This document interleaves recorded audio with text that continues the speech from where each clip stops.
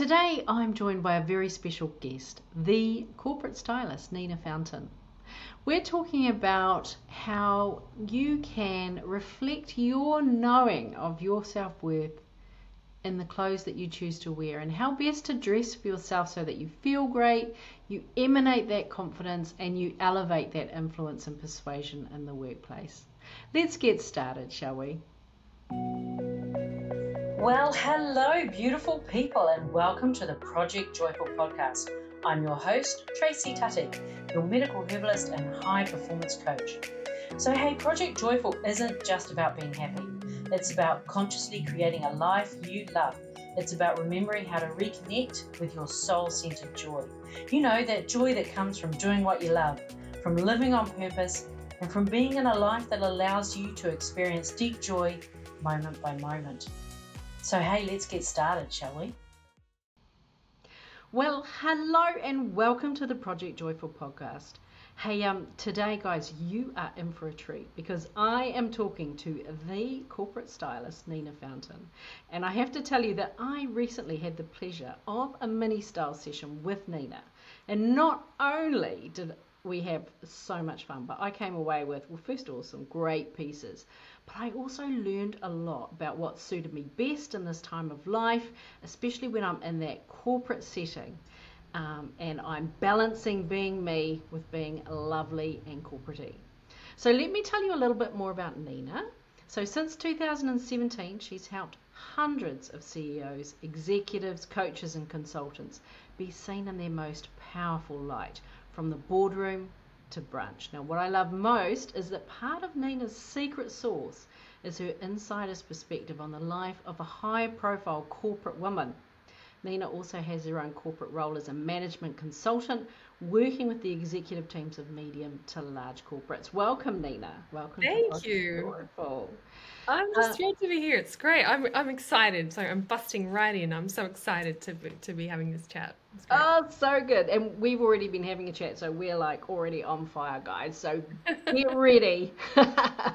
So you know that I love that you have that insider's perspective, because in my program Revitalize, where we work with executives, managers and professionals, one of the most common challenges is being seen as that effective persuader and being seen as a person of influence. And as leaders, you know, we all have those days where we're presenting information or we're participating in an important meeting, and how we feel within ourselves leaks into those meetings. So I'm really keen on getting your perspective, Nina, on what we can do to feel our best within ourselves when we're in those moments.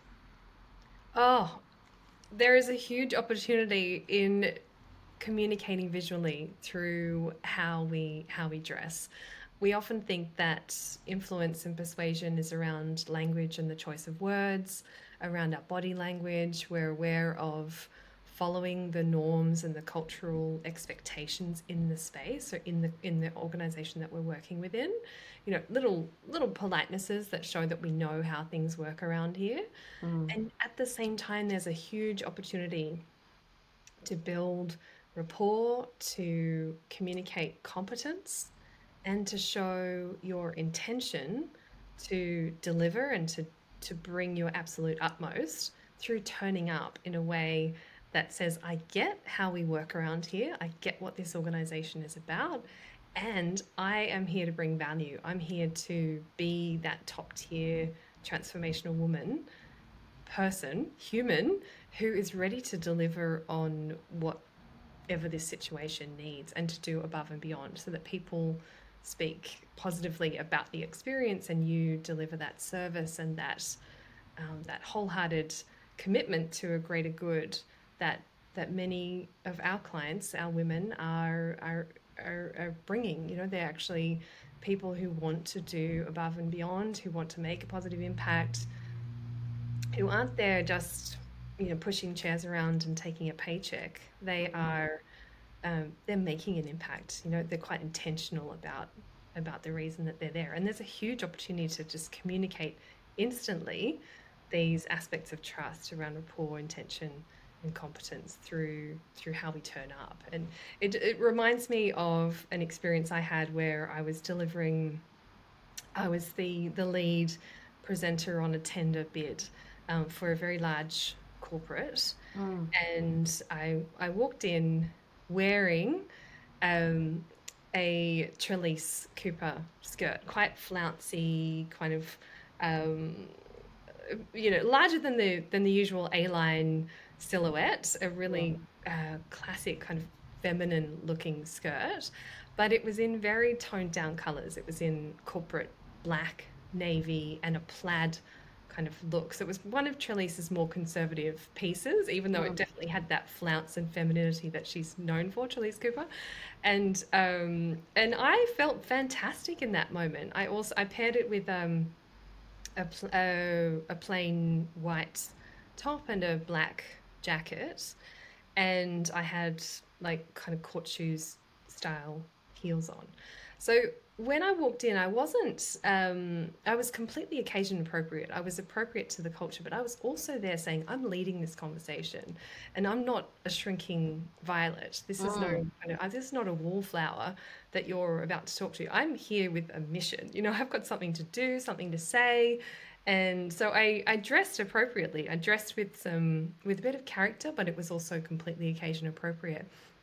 And honestly, we could just talk about this for hours because it is so much about how what you're wearing is communicating to others, but it's also what it's communicating back to you. In that it's saying to you, I'm worth it. I'm wearing a high-end piece. I'm wearing that because I know my worth as much as anything else. And to just give yourself that boost it's priceless. It's a fabulous feeling to have that competence of delivering, to lead a powerful conversation, and then to know and to feel the integrity of, this is who I am. This is I'm fully behind this. This is not me pretending to be someone. This is who I really feel I am. So there's so much power in clothes, and you think about how people wear they wear clothes on stage, how we respond to uniforms that we see around us. We instantly know that person's role. We're doing something similar with clothes in that we're telling ourselves our own role, and we're telling other people our role and how they can understand us and what to expect next. I love that. And so I'm curious, when you choose your outfit for that day, so you've got that big presentation, you're leading the room essentially, but you're also signaling, I know I'm worth it, and I am wearing clothes that are a reflection of my perception of my self-worth, and you guys are all lucky to have me in the room, quite frankly, is what you're emanating, right? Absolutely. Love it.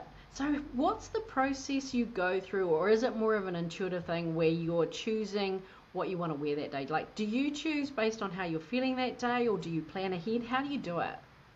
Well, I think so. So people are quite different in that they'll have different ways of approaching it. And I think it aligns probably with your style synergy type.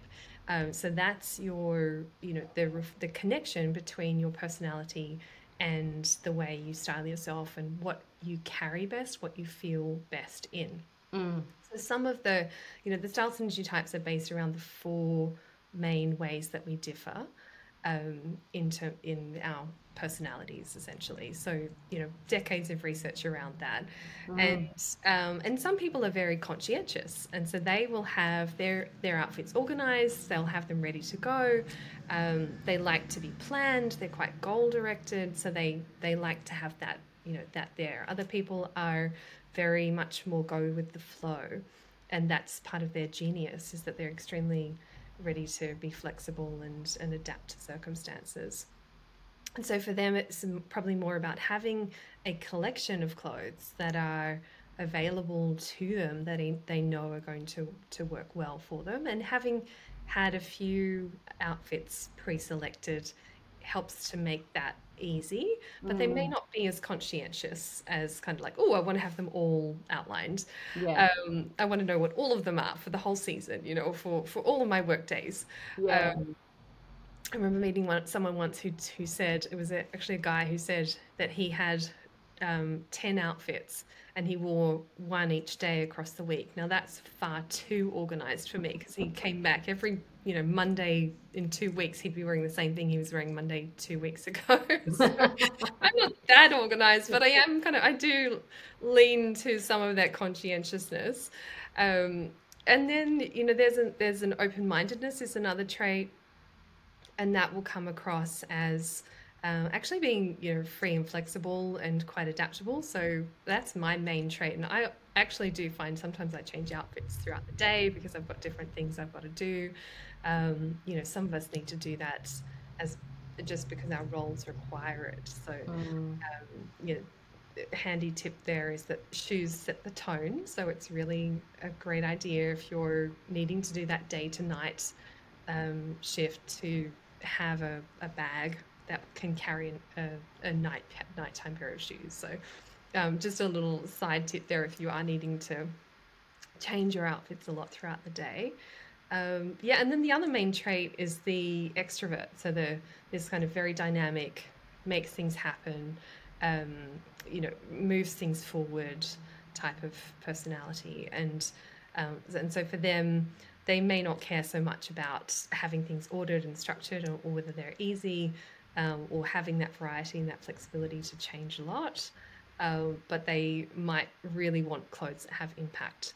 And then, you can see the importance of having the right pieces in your wardrobe to be able to pull together outfits like that. Most of my clients actually lean on my interest in getting them organized. And I have a lookbook that we create, because there's nothing easier than just being able to look at a picture and see, here's my outfits that are corporate worthy or leading a meeting worthy. Here's my weekend outfits. And just to be able to go through, think, what's the weather today? What's the what's on my calendar, and which of these outfits would look best? And that's what I do. I have a lookbook on my phone. I love that it takes me a minute to choose based on those factors, and I just see what's clean and ready to go, and I choose from that. So other people might be much more heartfelt, like, I really feel like wearing that. Do you know what, sometimes when I'm leading a meeting or I've got an important event, I literally wake up thinking that's the thing to wear today. Oh, I love that. Subconscious has just worked on it, and I think, that's what will feel great to wear. Yeah, your body's like, I need that over there, and I need that color over there. Yeah. Like just that combination, wear that outfit exactly. And because I have mine preset, I know, it's that particular look that I'm going for. And I really recommend that whoever you are, just to have them to have done the work ahead of time, to have a preset list, essentially, your jukebox of outfits, your rotation ready to go. And they're just pictures on your phone of your outfits. It's so easy. I really love that. So what I'm hearing is that it's really helpful to get like those key looks that you're going to be wearing that season, and then you've got options for interchanging them, so that you've got the key looks, they look great, you always feel great in them, and then you've got that creativity where you're like, well, I want to take that over there and I want to pair it with that, and I know that works because I've already rehearsed it before. Yeah, look, that's right. Getting things to mix and match, that's a whole other area of styling. One of the, there's a number of things to think about there, but one of the really important things to do is to choose from a color palette, a consistent color palette. Then you also want to be choosing from a consistent style or taste, if you like, what I call your style essence. And if all of your pieces have the potential to work into an outfit that flatters your body shape, that's the other piece.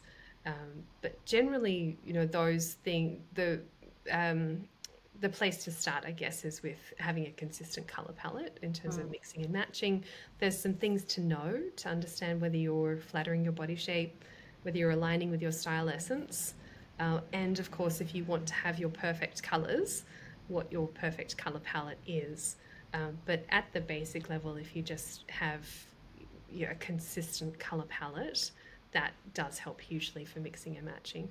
Yeah, it gets you a long way there. It's really interesting what you were saying about having pieces that suit your body shape. Because I know we were talking about this just before, where, for example, I'm happily marching through my 50s. And so, being a menopausal woman, my body shape is very different to what it was when I was in my 30s, even my 40s. And it can be quite hard to find the pieces that actually work with, your body might be the same weight, but the proportions are all different. So Yeah. what's your advice in relation to that? Yeah, it's absolutely key. The body shape piece is critical, and it's almost like the center of styling. So understanding your body shape and knowing that the pieces you have flatter you is really worth whatever it takes to work that out. And then, yeah, in terms of body change, um, I just say love the body you're with. It's like love the one you're with. Like this is the body that feels, that gets you to work each day, that gets you exercising, that you turn up in to see friends and family. This is the one unique body on the planet that you have that no one else has either. So it's just so validating to love the one you're with, love the body you're in, and give it that capacity to be flattered, to turn up and to think, I do look and feel fantastic in this. And there's each person's shape will be one of 5. I use a 5 shapes system, and occasionally I adjust that slightly for the person depending on their unique proportions. But the 5 shapes are somewhat familiar to some of us, but not hugely widely talked about. The fashion industry only uses 4, which I believe is a mistake, because the 2 that it combines into one need to dress completely opposite to each other. Oh, interesting. I'm not sure that works beautifully well. And then you'll come across other systems that have got 6, 8, 10, but my system has 5 because of the concept of Western beauty that we have, which is around the hourglass. So when you work with the hourglass concept, the figure finesse body shape strategies that I have really come out of that as that basis, that principle of looking at the hourglass. So so then you end up with 5 shapes, and they are, of course, the hourglass, the bigger at the bottom shape, which you may have heard called the pear or the triangle, the bigger at the top shape, which you may have heard called the inverted triangle or the carrot. I don't like these fruit and vegetable terms. We're a bit more interesting than that. The diamond shape, which is otherwise called the apple, or bigger in the middle. And then there's straight shape, which is sometimes called the H shape or the athletic straight shape, athletic shape. So so those are the 5, and the proportions that matter are your bust, waist, and bottom, to be able to understand your shape. And people can find a PDF on my website to really get clear on their shape. And that's really the first step to then understanding, well, how do I dress that? So I give people a body shape strategy that gives them one clear concept and several key questions that they can think about for each outfit to understand whether that outfit is doing the right thing for them. Oh, that's so powerful. And like when you have those days where you're just not feeling it, you wake up, maybe you haven't slept that well that night, or you've got a little bit of stress going on, or you're doing the juggling of home and work.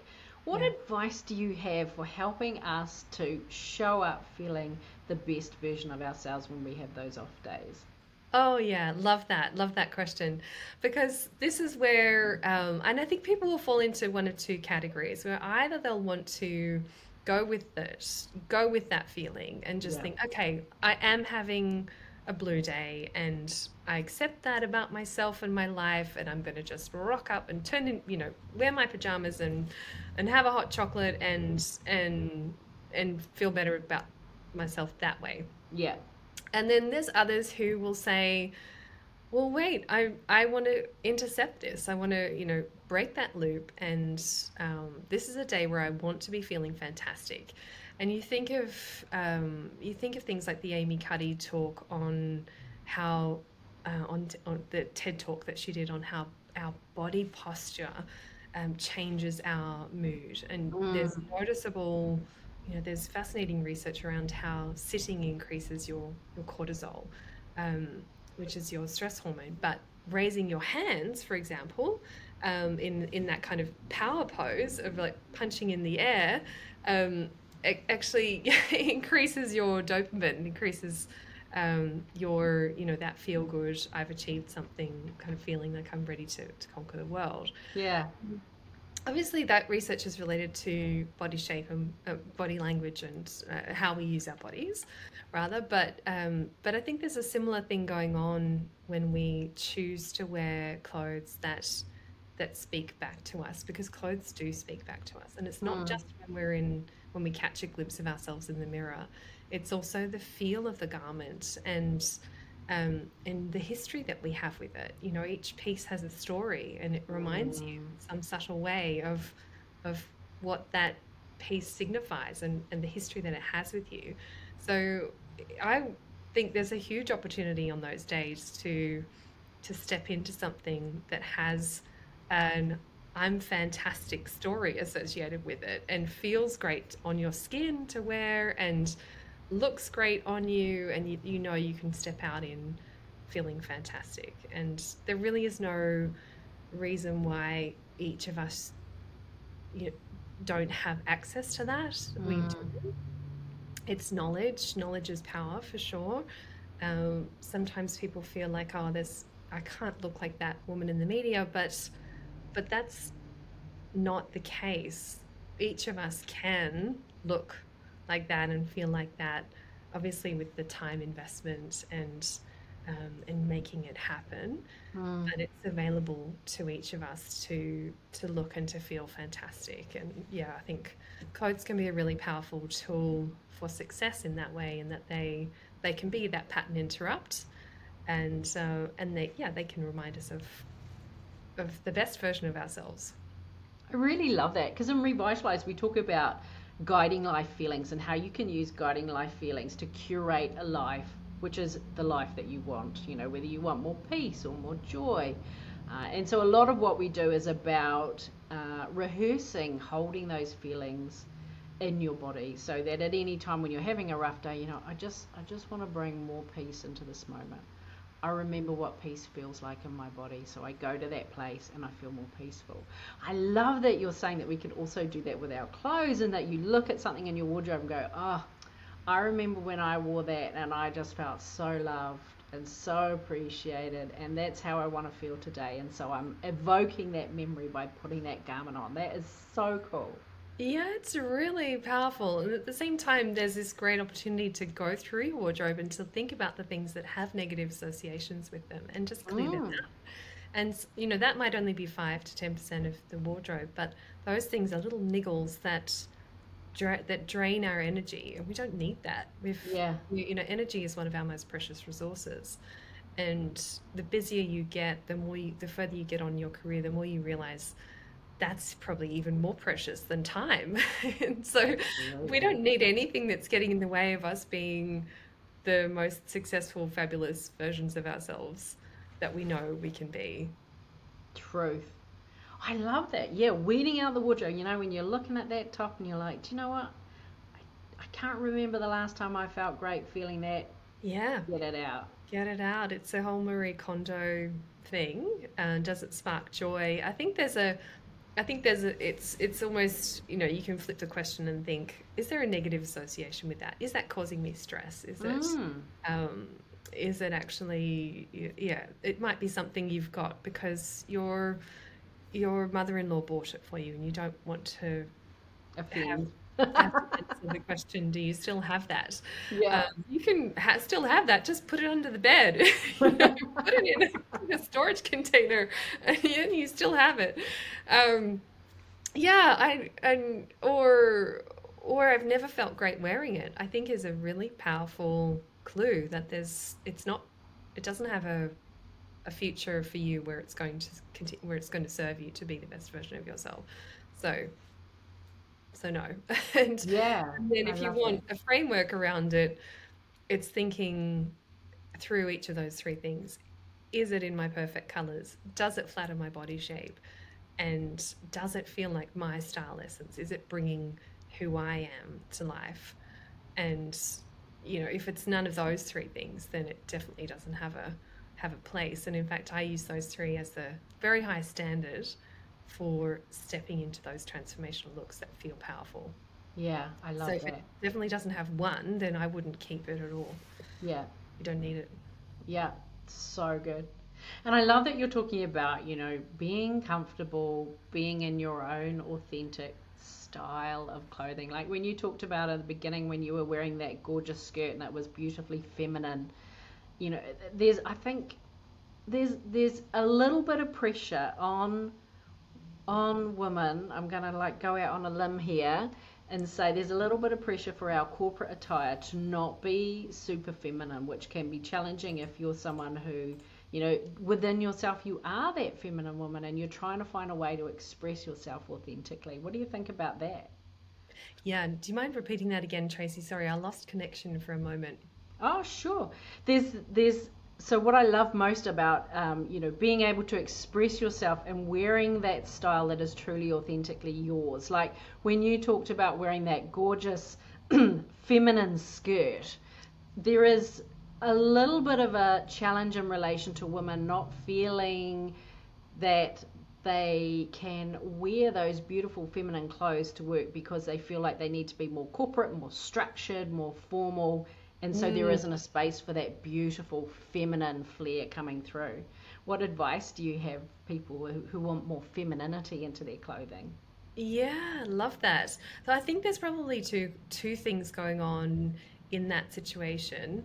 And the first is that the most people's most powerful style. So our real opportunity here is to actually be doing two things, to be both corporate appropriate or organization appropriate. Mm, So we say through what we're wearing, I get how this organization works. I understand what you value. I know what's important here and how we work around here. Um, and then also to be demonstrating who you are and what it is that makes you who you are is really key to then having a positive relationship going forward where people they what they see is what they get, mm, that they got a certain impression from you and then you followed up as being that person. So this is so much more powerful than thinking I've got to fall into a certain set of rules about what corporate looks like. And yeah, if you look up corporate online corporate looks, you just see a whole lot of blue and black suits, pencil skirt suits with white shirts. yeah, Like, this is a very, very narrow concept, and the world has moved on a lot from there. Corporate these days means a lot more than that. It's yeah. it's where it's where we're looking to quickly understand who a person is, especially in high stakes relationships where you're leading teams or you're in front of the media or you're delivering, you're facilitating a workshop. These are high stakes moments when it really counts to be able Mm, to be quickly understood and then have that trust, have that rapport, and follow through as that person. So all of that comes back to then actually connecting with what it is that is integral to your style. And what I my take is that it's your personality traits that are key. And so feminine in as an example is, I guess, on top of a feminine trait. It may be someone's distinctive personal style. Their distinctive style essence may also include feminine, Mm. but your personality traits are even more basic than that.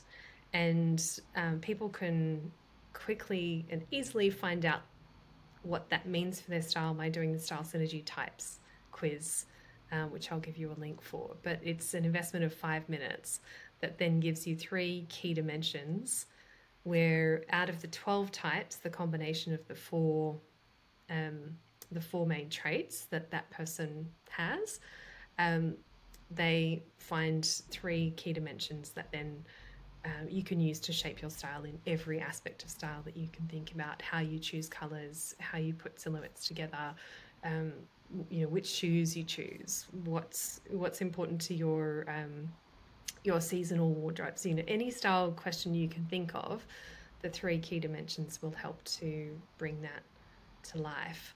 And that's really the essence, if you like, the basis rather of that, having that trustworthy, rapport building, competence communicating impression and turning up to deliver that. So yeah, I think there's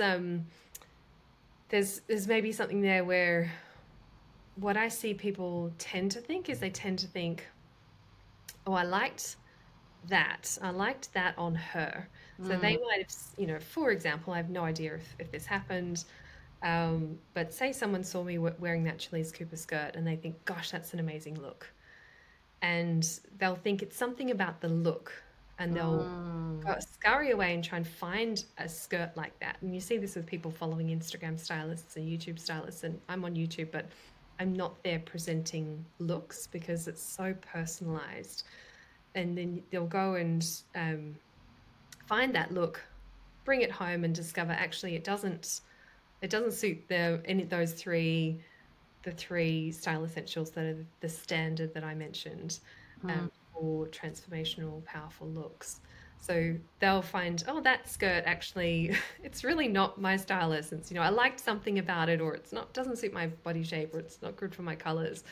And in fact, if you connect more with your style essence and those those 2 other style essentials for shaping your style, that's when you get your unique version of powerful. And the thing you generally liked on that person was that it looked fantastic on her because it suits her style essentials. So to get things looking fantastic on you and feeling powerful, and for you to convey them, it's like just going through that same process yourself and knowing where you land and having some pointers and having some clarity around that really helps. I really love that phrase, your unique version of powerful, because we're born worthy, we're born powerful. Like, no mama ever looked at her baby and went, I don't know if this one's worth it. I don't know if this one's going to power. They're like, oh my God, I love you. And the baby's like, yes, you do. Yes, you do, and you will. That's right. Yeah. And I'm worth it. So worth it. You are blessed to have me on this planet. Yes. Absolutely. So where did we lose that along the way? I love that our clothes can be a reflection of that, knowing that inner worth, and that the style choices that we make can in turn not only feed that sense of us knowing our inner worth, but also convey to the world, hey, I'm worth it. You're lucky to have me in the room. Absolutely. And isn't that exciting? Like, doesn't that feel like this is stepping into what we're made for? This is stepping into the way we can see things change in the world and make an impact and have that positive impact that we know is possible. It's just so exciting to discard a lot of the rules and thinking I should be this, I should be that, I should look like this person, and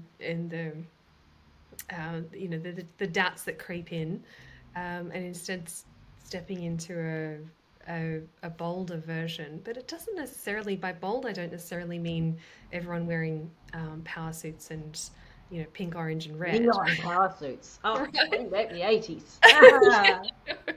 I know, I love seeing little 80s flickers come back into trends. But it's not necessarily about those classic concepts of power. It really is, for some people, powerful will actually be stepping into that ease and that grace and that agreeableness, which is key to their personality, so that they can show people that, and they're not mistaken as being someone who's an extrovert when they're actually more introverted and really good at sensing and judging a room and being that one that is a team player. That's a very different type of person to the one who turns up and leads from the front and pushes things forward and is like a dog to a bone with project outcomes, etc. So so really connecting with those traits and communicating them clearly it's just nice. It just works. A great thing to do. Yeah, absolutely. It's been an absolute treat talking with you, Nina, and I know that everyone listening is going to want to know more. So tell everybody how they can get in touch with you and a little bit about the sort of things that you do and how they can work with you. Oh, thank you. I just love having the conversation, and I think clothes can serve us so well once we have a little bit of knowledge is power, and it's I always wish for people that it wouldn't take them as long as it took me. I took about 15 years, I would say, to really land a style that is now my most powerful style. To be seen in that light, and it doesn't have to take that long. It really can be. We can shortcut that by many years and can make it just a couple of months. So people can find me at stylegorgeous.com, and that's where they can find the quiz that I mentioned. I serve people globally from Wellington, New Zealand, and my clients tend to be in Australia, New Zealand, Canada, and the US. Because of our time zones and how we connect. And we either do a bespoke approach where I essentially do the styling. I'm a color analyst, so I give people their perfect colors and their figure finesse body shape strategy. We establish their style essence, their distinctive style essence, and then we can kind of dial up or dial down from there how much we get involved in shaping looks and building a wardrobe and bringing this look to life that feels fantastic, and where she can rock up to photo shoots and media and presentations, etc., feeling amazing. And then, or we can also do a coaching package, and that is where if people want to understand these aspects for themselves and be able to then take that away for life and use it perpetually from then on, then we do more of a coaching style package where my focus is more on equipping and skilling her, giving her the tools and the key ideas, and then kind of testing and learning and having a collaborative journey from that point, so that she feels confident in her own skills, and that's more of the outcome there. And then I have an online program that I'm working on, which is really exciting, that will, over about 10 weeks, take women from that feeling of, I feel like I've got nothing to wear that's really going to show me, or maybe I've got one or two that are old favorite outfits that maybe show me in something like the light I want to be seen in, to then instead feeling, just powerful and amazing and gorgeous from the boardroom to brunch. So, in 10 weeks, which is a pretty short space of time, we get her to the point where she feels like that. So that's exciting. That's coming soon. Oh, that's so good. I'm so excited about that. And I'll be putting all the links to your website and to the quiz in the show notes as well. So super easy for everyone to find you. Thank you. Thanks, Tracy. Thanks, Nina. It's been an absolute treat talking with you. Really appreciate your time on Project Joyful. So brilliant to be here, and thanks for the work you're doing on the podcast. It's amazing. Hey, thanks for listening to today's podcast. Can I ask you a favour? If our conversation spoke to you today, could you please take a moment to leave a 5-star review? Your review will help people discover this podcast, and together we can create a world where there's even more love and more laughter. And if you want to hear more from the Project Joyful podcast, just click the subscribe button. Bye for now.